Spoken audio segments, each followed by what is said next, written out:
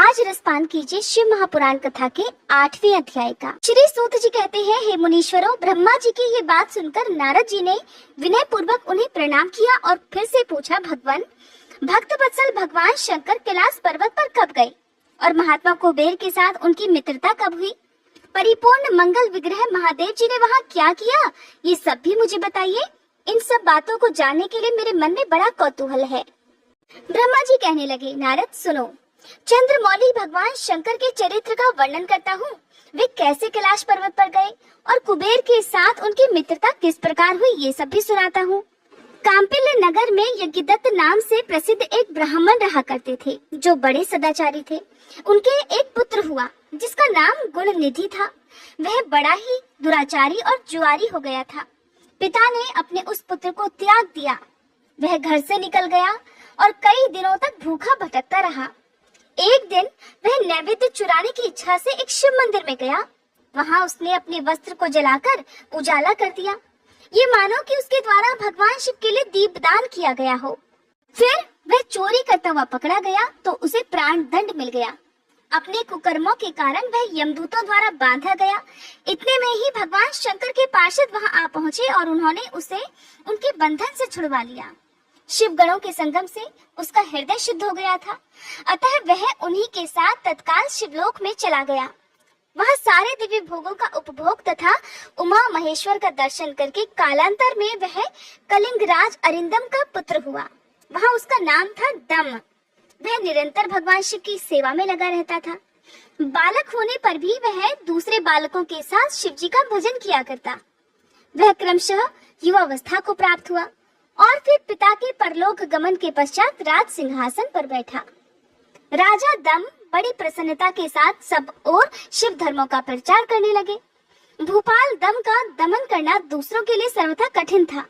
हे ब्राह्मण, समस्त शिवालयों में दीपदान करने के अलावा वे दूसरे किसी धर्म को नहीं जानते थे। उन्होंने अपने राज्य में रहने वाले समस्त ग्रामाध्यक्षों को बुलाकर ये आज्ञा दी कि शिव मंदिर में दीपदान करना सभी के लिए अनिवार्य होगा। जिस जिस ग्रामाध्यक्ष के गांव के पास जितने भी शिवालय हो, वहाँ वहाँ बिना कोई विचार किए सदा दीप जलाना चाहिए। आजीवन इसी धर्म का पालन करने के कारण राजा दम ने बहुत बड़ी धर्म संपत्ति का संचय कर लिया और फिर वे काल धर्म के अधीन हो गए।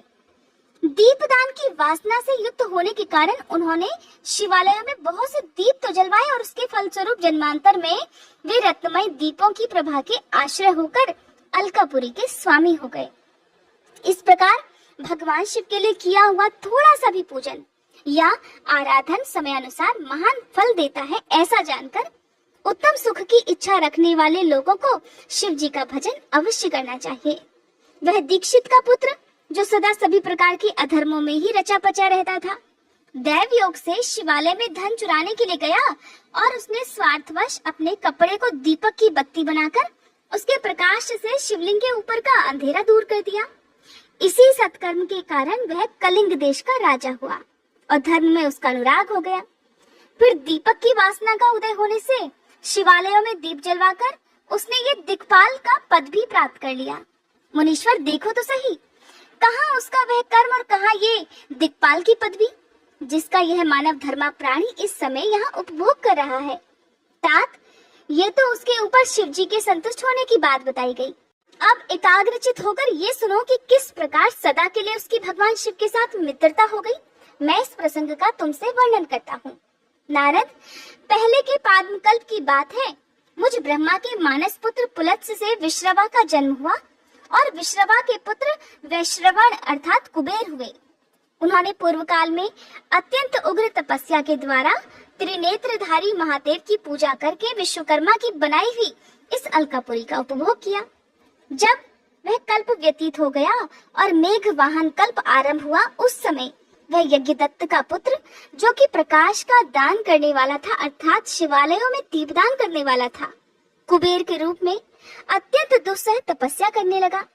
दीपदान मात्र से मिलने वाली शिव भक्ति के प्रभाव को जानकर वह शिव जी की चित्त प्रकाशिका काशिकापुरी में गया और अपने चित्तरूपी रत्नमय प्रदीपों से 11 रुद्रों को उद्बोधित करके अनन्य भक्ति और स्नेह से संपन्न होकर वह तन्मयता पूर्वक शिव जी के ध्यान में मगन होकर निश्चल भाव से बैठ गया।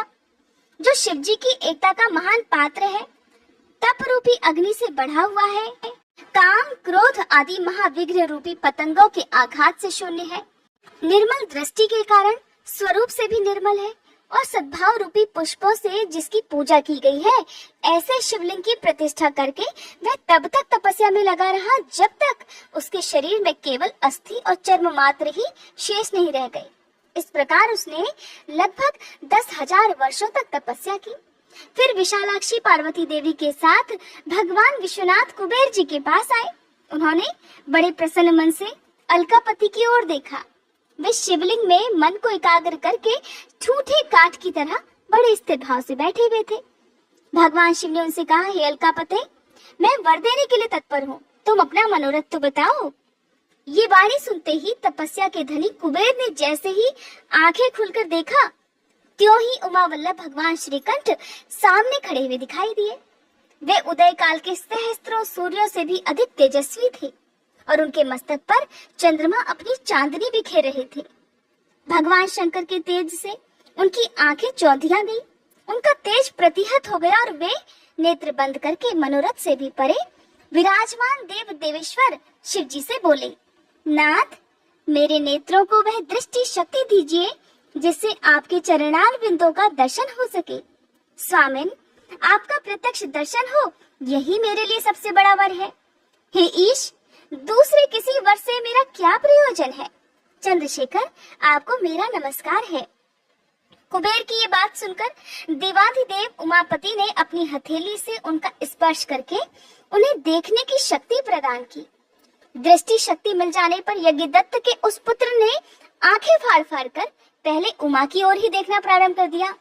मन ही मन सोचने लगा कि भगवान शंकर के समीप ये सर्वांग सुंदरी कौन है। इसने कौन सा ऐसा तप किया है कि जो मेरी भी तपस्या से बढ़ गया है। ये रूप, ये प्रेम, ये सौभाग्य और ये असीम शोभा, सब कुछ तो अद्भुत है। वह ब्राह्मण कुमार बार बार यही कहने लगा। जब बार बार यही कहता हुआ वह क्रूर दृष्टि से उनकी ओर देखने लगा, तब वामा के अवलोकन से अर्थात वामा के देखने से अर्थात देवी के देखने से उसकी बाईं आंख फूट गई।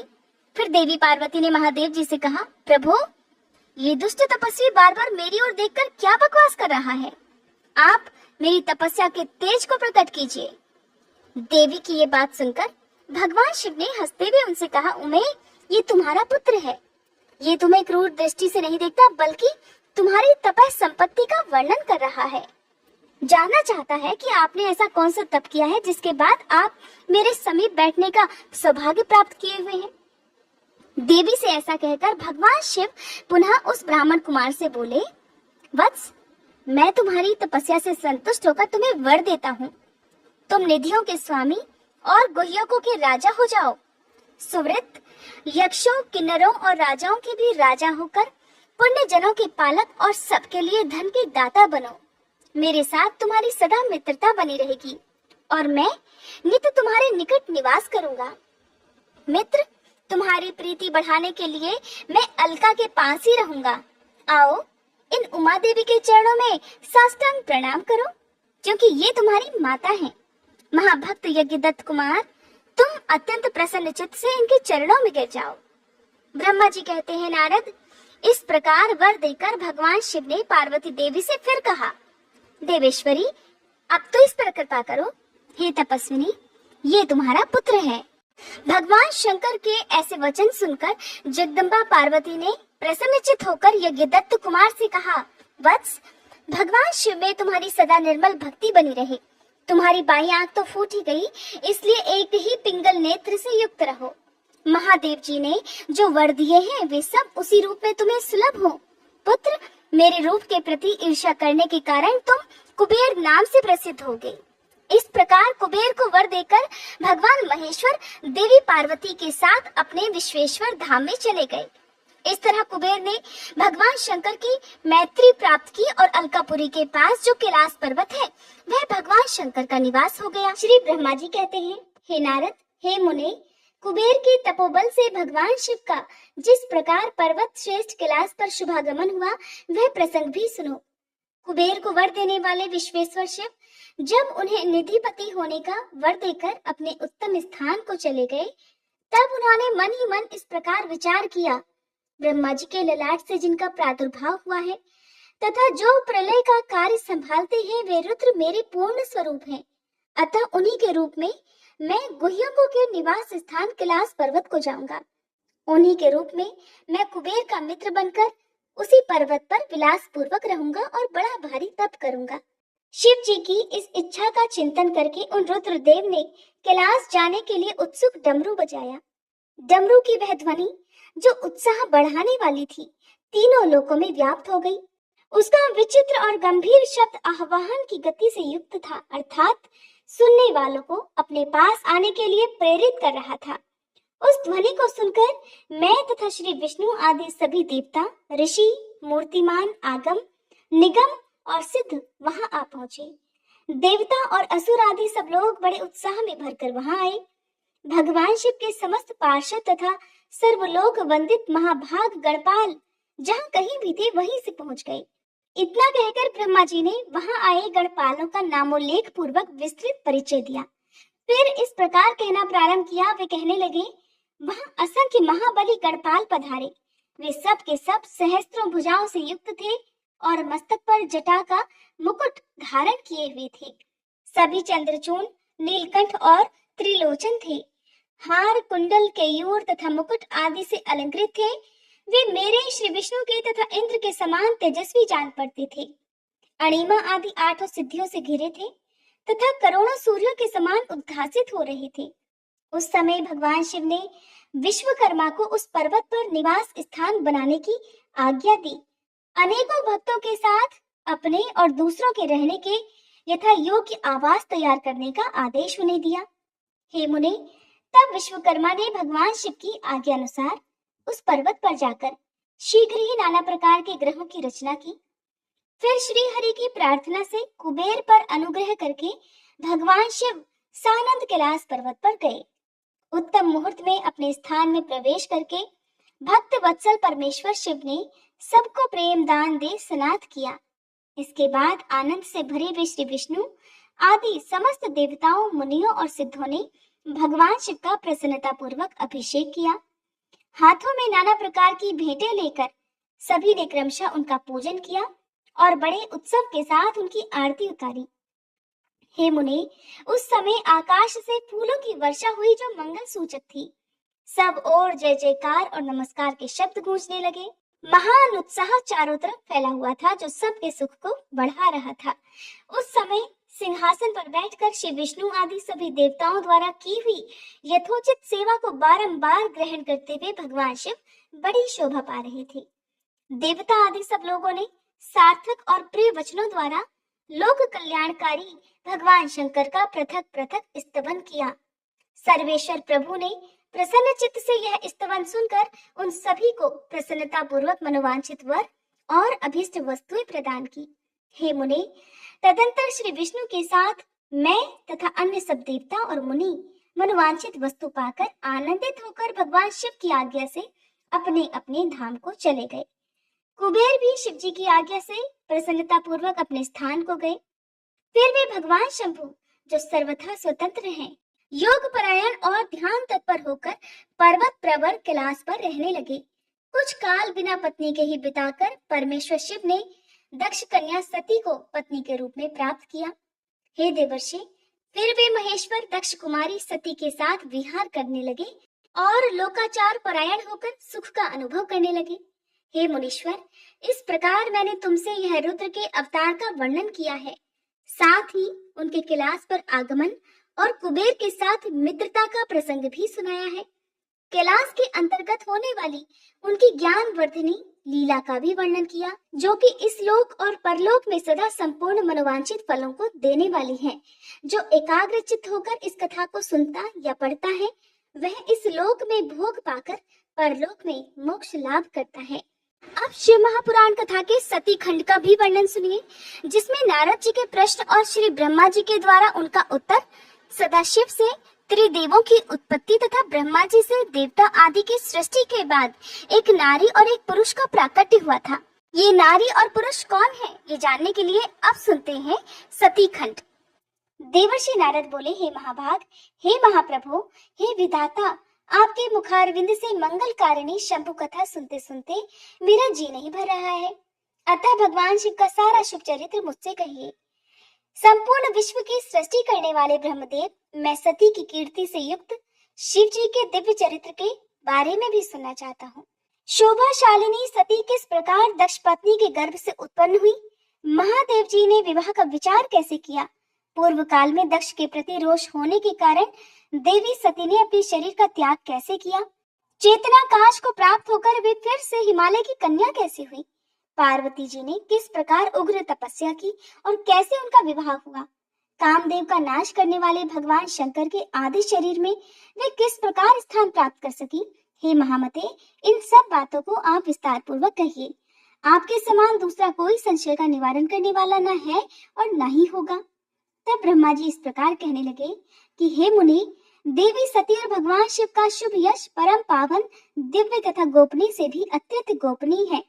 तुम वह सब मुझसे सुनो।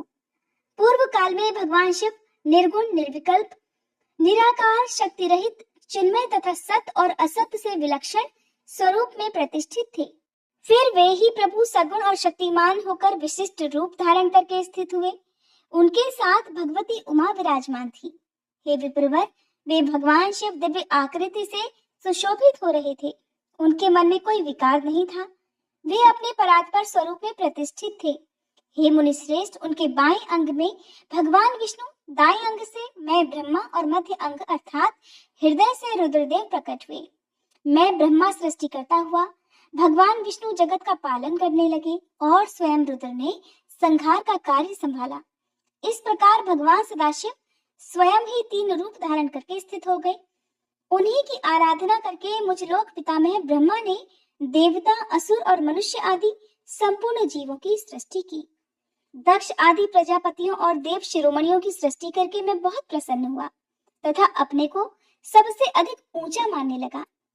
हे मुने, जब मारीची, अत्रि, पुलह, पुलत्स्य, अंगिरा, क्रतु, वशिष्ठ, नारद, दक्ष और भृगु इन महान प्रभावशाली मानस पुत्रों को मैंने उत्पन्न किया, तब मेरे हृदय से अत्यंत मनोहर रूप वाली एक सुंदर नारी उत्पन्न हुई जिसका नाम संध्या था।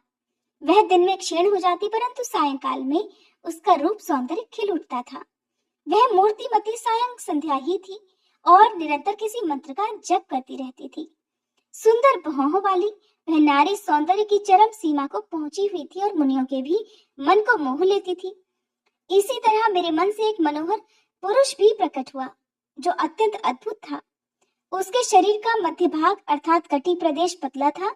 दांतों की पंक्तियां बड़ी सुंदर थीं। उसके अंगों से मतवाले हाथी की सी गंध प्रकट होती थी। नेत्र प्रफुल्ल कमल के समान शोभा पाते थे। अंगों में केसर लगा था जिसकी सुगंध नासिका को तृप्त कर दे रही थी। उस पुरुष को देखकर दक्ष आदि मेरे सभी पुत्र अत्यंत उत्सुक हो उठे। उनके मन में विस्मय भर गया। जगत की सृष्टि करने वाले मुझ जगदीश्वर ब्रह्मा की ओर देखकर उस पुरुष ने विनय से गर्दन झुका दी और मुझे प्रणाम करके कहा। वह पुरुष बोला कि हे ब्राह्मण, मैं कौन सा कार्य करूंगा? मेरे योग्य जो भी काम हो उसमें मुझे लगाइए, क्योंकि विधाता आज आप ही सबसे अधिक माननीय और योग्य पुरुष हैं। ये लोग आपसे ही शोभित हो रहे हैं। ब्रह्मा जी ने कहा, हे भद्र पुरुष, तुम अपने इसी स्वरूप से तथा फूल के बने हुए 5 बाणों से स्त्रियों और पुरुषों को मोहित करते हुए सृष्टि के सनातन कार्य को चलाओ। इस चराचर त्रिभुवन में ये देवता आदि कोई भी जीव तुम्हारा तिरस्कार करने में समर्थ नहीं होंगे। तुम छुपे हुए रूप से प्राणियों के हृदय में प्रवेश करके सदा स्वयं उनके सुख का कारण बनकर सृष्टि का सनातन कार्य चालू रखो। समस्त प्राणियों का जो मन है वह तुम्हारे पुष्पमय बाणों का सदा अनायास ही अद्भुत लक्ष्य बन जाएगा और तुम निरंतर उन्हें मदमत्त किए रहोगे। यह मैंने तुम्हारा कर्म बताया है जो सृष्टि का प्रवर्तक होगा, और तुम्हारे ठीक ठीक नाम क्या होंगे इस बात को मेरे ये पुत्र तुम्हें बताएंगे। हे सुरश्रेष्ठ, ऐसा कहकर अपने पुत्रों के मुख की ओर दृष्टिपात करके मैं क्षण भर के लिए अपने कमलमय आसन पर चुपचाप बैठ गया। श्री ब्रह्मा जी कहते हैं, हे मुने, तदंतर मेरे अभिप्राय को जानने वाले मरीचि आदि मेरे पुत्र सभी मुनियों ने उस पुरुष का उचित नाम रखा। दक्ष आदि प्रजापतियों ने उसका मुंह देखते ही परोक्ष के भी सारे वृतांत जानकर उसे रहने के लिए स्थान और पत्नी प्रदान की। मेरे पुत्र मरीचि आदि द्विजों ने उस पुरुष के नाम निश्चित करके उससे यह युक्ति युक्त बात कही। ऋषि बोले, तुम जन्म लेते ही हमारे मन को भी मथने लगे हो, इसलिए इस लोक में मनमथ नाम से विख्यात होगे। हे मनोभव, तीनों लोकों में तुम इच्छानुसार रूप धारण करने वाले हो।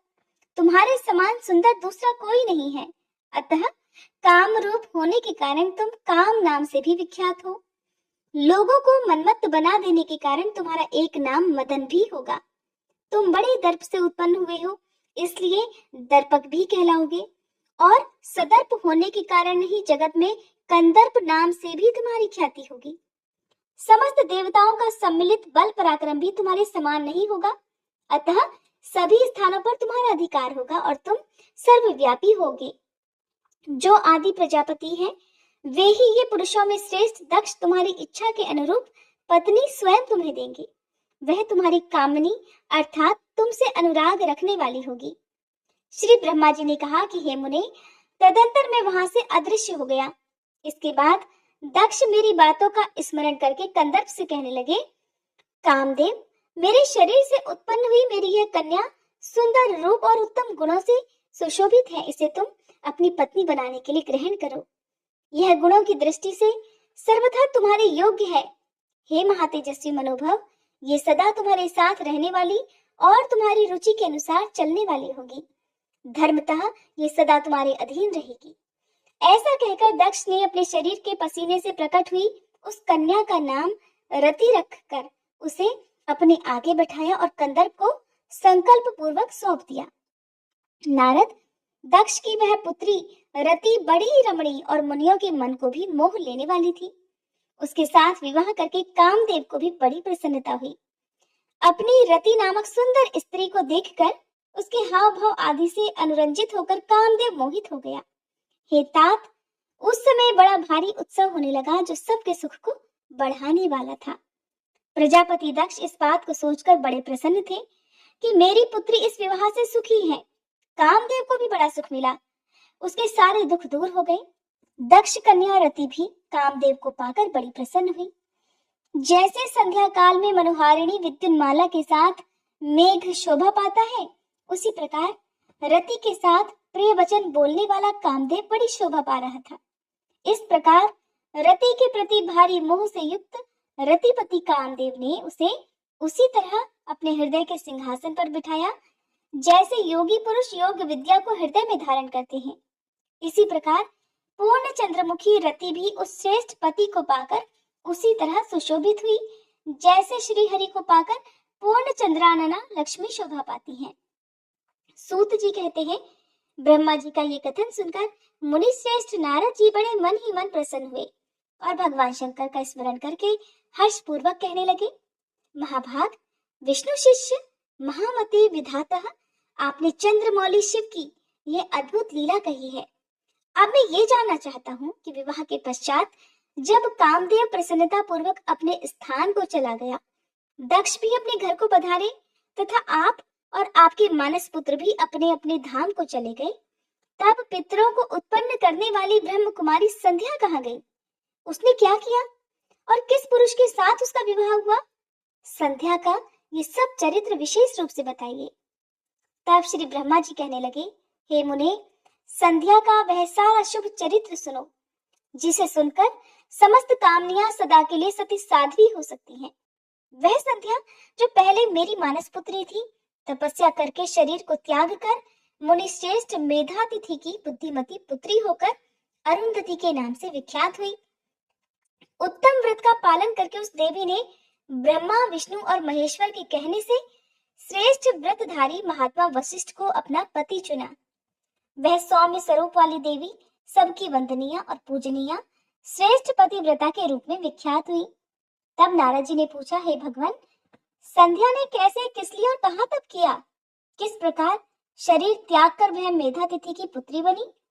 ब्रह्मा विष्णु और शिव इन तीनों देवताओं के बताए हुए श्रेष्ठ व्रतधारी महात्मा वशिष्ठ को उसने किस प्रकार अपना पति बनाया? पितामह, इस सब मैं विस्तार के साथ सुनना चाहता हूँ। अरुंधति के इस कौतूहलपूर्ण चरित्र का आप यथार्थ रूप से वर्णन कीजिए। श्री ब्रह्मा जी कहने लगे, हे मुने, संध्या के मन में एक बार सकाम भाव आ गया था, इसलिए उस साध्वी ने ये निश्चय किया कि वैदिक मार्ग के अनुसार मैं अग्नि में अपने इस शरीर की आहुति दे दूंगी। आज से इस भूतल पर कोई भी देहधारी उत्पन्न होते ही काम भाव से युक्त न हो, इसके लिए मैं कठोर तपस्या करके मर्यादा स्थापित करूंगी। तरुणावस्था से पूर्व किसी पर भी काम का प्रभाव नहीं पड़ेगा, ऐसी सीमा निर्धारित करूंगी और इसके बाद मैं इस जीवन का त्याग कर दूंगी। मन ही मन ऐसा विचार करके संध्या चंद्रभाग नामक उस श्रेष्ठ पर्वत पर चली गई, जहां से चंद्रभागा नदी का प्रादुर्भाव हुआ है। मन में तपस्या का दृढ़ निश्चय लेकर संध्या को श्रेष्ठ पर्वत पर गई हुई जान मैंने अपने समीप बैठे हुए वेद वेदांगों के पारंगत विद्वान, सर्वज्ञ, जितात्मा और ज्ञान योगी पुत्र वशिष्ठ से कहा, बेटा वशिष्ठ, मनस्विनी संध्या तपस्या की अभिलाषा से चंद्रभागा नामक पर्वत पर गई है, तुम जाओ और उसे विधि पूर्वक दीक्षा दो। तात वह तपस्या के भाव को नहीं जानती है, इसलिए जिस तरह तुम्हारे यथोचित उपदेश से उसे अभीष्ट लक्ष्य की प्राप्ति हो सके वैसा प्रयास करो। हे नारद, मैंने दया पूर्वक जब वशिष्ठ को इस प्रकार आज्ञा दी, तब वे जो आज्ञा कहकर एक तेजस्वी ब्रह्मचारी के रूप में संध्या के पास गए। चंद्रभाग पर्वत पर एक देव सरोवर है, जो जलाशयोचित गुणों से परिपूर्ण होकर मानसरोवर के समान शोभा पाता है। वशिष्ठ ने उस सरोवर को देखा और उसके तट पर बैठी हुई संध्या पर भी दृष्टिपात किया। कमलों से प्रकाशित होने वाला वह सरोवर तट पर बैठी हुई संध्या से उपलक्षित होकर उसी तरह सुशोभित हो रहा था, जैसे प्रदोष काल में उदित हुए चंद्रमा और नक्षत्रों से युक्त आकाश शोभा पाता है। सुंदर भाव वाली संध्या को वहां बैठी देख मुनि ने कौतूहल पूर्वक उस बृहलोलित नाम वाले सरोवर को अच्छी तरह देखा। उसी प्रकार भूत पर्वत के शिखर से दक्षिण समुद्र की ओर जाती हुई चंद्रभागा नदी का भी उन्होंने दर्शन किया।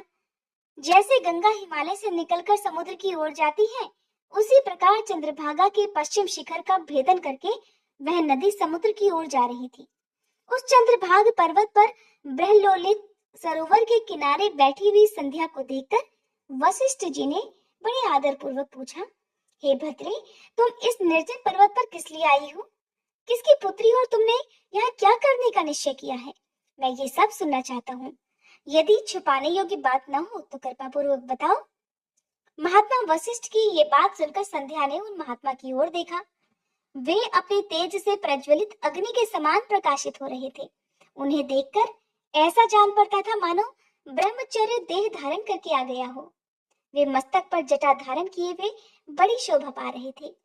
संध्या ने उन तपोधन को आदर पूर्वक प्रणाम करके कहा, हे ब्राह्मण, मैं ब्रह्मा जी की पुत्री हूँ और मेरा नाम संध्या है और मैं यहाँ तपस्या करने के लिए इस निर्जन पर्वत पर आई हूँ।